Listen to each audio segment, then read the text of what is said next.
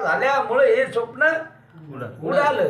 बघा, स्वप्न वाटत असतं का जागृतीचं वाटत असतील?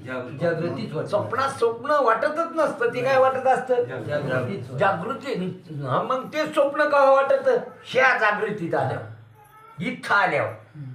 कुठं आपलं मन परमार्थात आणावं लागत. म्हणून इथं बरेच ओय आहेत अशा महाराजाच्या विषया आहेत असे काही काही माणसं, म्हणून तो विषय जबाबदार. म्हणून ही वाणी क्रियारूप वाणी आकाशाच्या रजगुणाचं कार्य येते, आकाशाच्या तमगुणाचं कार्य शब्द, आणि आकाशाच्या सत्वगुणाचे मन बुद्धी.